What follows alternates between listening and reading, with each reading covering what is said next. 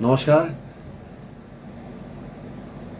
প্ৰথমতে আজি ভিডিঅ'টো আৰম্ভ কৰাৰ আগতেই মই সমগ্ৰ অসমবাসী ৰাইজক কৰজোৰে বিনম্ৰতাৰে নতশিৰে মোৰ সেৱা আৰু কৃতজ্ঞতা যাচিছোঁ যে ইমান অগাধ বিশ্বাস আপোনালোকৰ মোৰ প্ৰতি আৰু যিটো ছাপোৰ্ট আপোনালোকৰ পৰা মই পাইছোঁ আজিৰ তাৰিখত মোৰ তাত প্ৰায় ২,৫০০-৩,০০০ মেছেজ আহিছে এষাৰ কথাই কৈ আমি আছোঁ। এতিয়া যেনেকৈ সকলোৱে লিখি আছে আমি আছোঁ দাদা।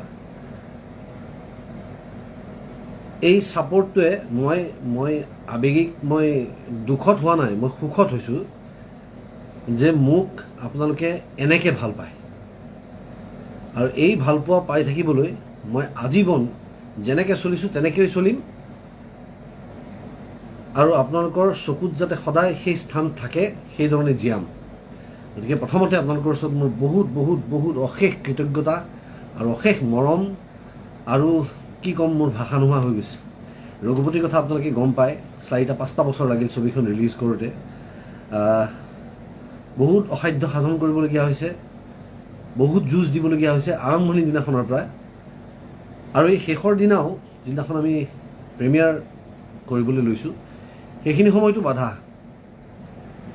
কিন্তু মই অলপমানো বিচলিত হোৱা নাই মোৰ পথৰ পৰা, আৰু মই নহওঁ।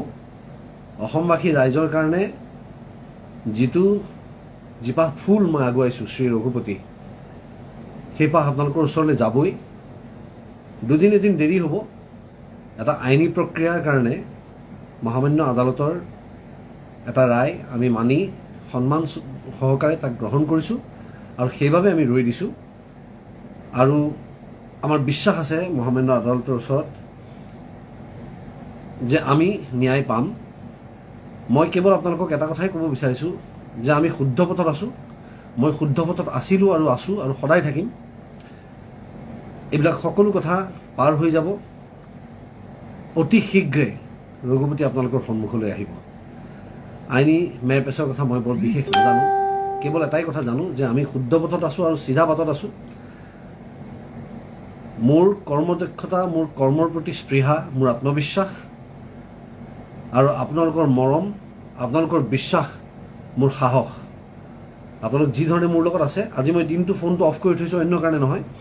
মই আইনী প্ৰক্ৰিয়াৰ লগত জড়িত যিসকল অধিবক্তা আছে আমাৰ লগত, অধিবক্তা আছে, তেওঁলোকৰ লগত মই কথা পাতি তেওঁলোকৰ লগত দিনটো প্ৰেছৰ লগতো কিবাকিবি কথা পাতিবলগীয়া হ'ল।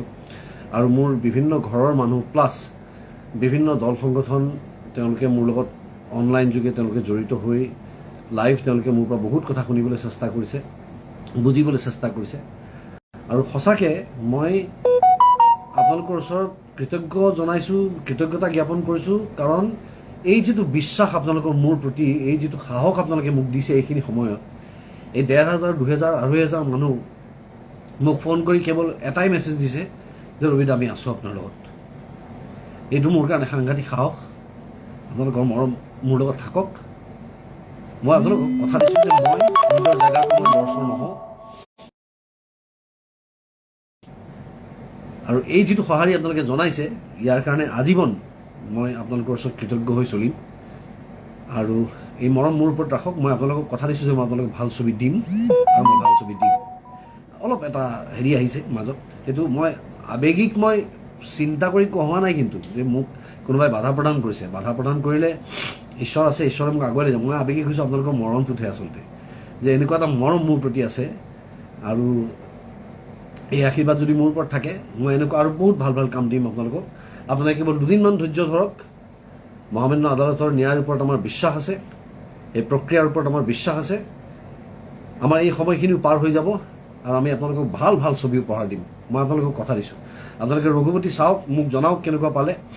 ৰঘুপতি আহিব আপোনালোকৰ মাজলৈ। কালি মানে মানুহৰ যি মৰম দেখিছোঁ মই যোৱাকালিৰ পৰা এই কথাষাৰ আমাৰ লগত জড়িত হোৱাই, মানুহবিলাকৰ যিটো কনচাৰ্ণ দেখিছোঁ, এই কনচাৰ্ণটোত মই আৱেগিক হৈছোঁ যে মই ইমান সৌভাগ্যৱান যে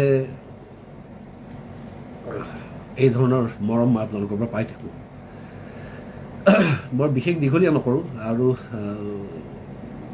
আদালতৰ ওপৰত মোৰ বিশ্বাস আছে, ন্যায় ব্যৱস্থাৰ ওপৰত মোৰ বিশ্বাস আছে আৰু আপোনালোক মোৰ শক্তি। কিন্তু এটা কথা মই কওঁ, যি প্ৰকাৰেই নহওক ৰঘুপতি আপোনালোকৰ মাজলৈ আহিবই। এয়া মোৰ শেষ বাধা আছিল বুলি মই বিশ্বাস কৰিছোঁ। ঈশ্বৰে কিবা এটা ভাল ভাবি কৰিছে মোৰ কাৰণে।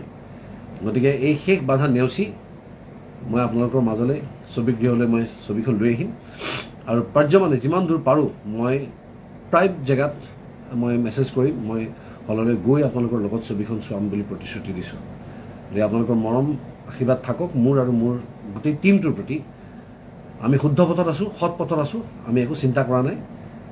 আমাৰ আদালতৰ ওপৰত বিশ্বাস আছে আৰু আটাইতকৈ ডাঙৰ বিশ্বাস আপোনালোকৰ ওপৰত, যে আপোনালোকে যিটো ছাপৰ্ট মোক দিছে, এই ছাপৰ্টটো মই নাভাবোঁ এনেকুৱা ধৰণৰ ছাপৰ্ট অইন কোনোবাই পায়। গতিকে মোৰ ওপৰত এইটো আপোনালোকৰ আশীৰ্বাদ আৰু আপোনালোকে মোৰ সাহস, আপোনালোকে মোৰ চালিকা শক্তি, আপোনালোকে মোৰ ইন্ধন, মোৰ উৰ্জা আপোনালোক। গতিকে এই মৰম ৰাখিব আৰু বিশ্বাস ৰাখক মোৰ ওপৰত। মই সুন্দৰ ছবি দিম আপোনালোকক, সুন্দৰ ছবি দিম। আপোনালোকে সগৌৰৱে অসমীয়া বুলি গৌৰৱ অনুভৱ কৰিব পাৰিব যে আমাৰ অসমীয়া মানুহে এনেকুৱা ছবি তৈয়াৰ কৰিব পাৰে, আমাৰ অসমত এনেকুৱা ছবি নিৰ্মাণ হ'ব পাৰে য'ত বিশ্বৰ দৰবাৰত অসমীয়া ছবি জিলিকি উঠিব।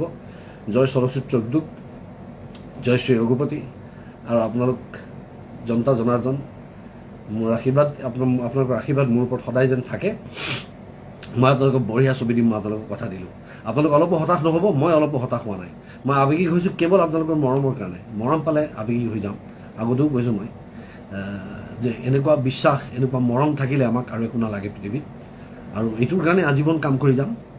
আপোনালোকে অলপমান ধৈৰ্য ধৰক মোৰ লগত। মই জানো আপোনালোকে বহু আশা কৰি চিনেমা হললৈ গৈছিলে। যিসকলে টিকট ক্ৰয় কৰিছে আপোনালোকে টিকটৰ মূল্য ঘূৰাই পাব। দুদিনমান দেৰি হ'ব পাৰে কিন্তু আপোনালোকে পাব আৰু সেই টিকটৰ মূল্যৰে আপোনালোকে আকৌ এবাৰ টিকট কাটি ৰঘুপতি চাব।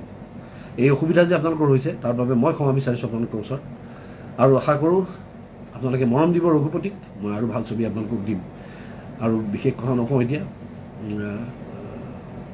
এই আপোনালোকৰ এই আশীৰ্বাদ পাবৰ কাৰণে মই আজীৱন কষ্ট কৰিম। ধন্যবাদ। আজি মই প্ৰশ্নৰ উত্তৰ বৰ বিশেষকৈ নিদিওঁ, কেৱল আপোনালোকৰ মৰমবোৰ পঢ়িম অলপ পিছত। আৰু থেংক ইউ ছ' মাছ।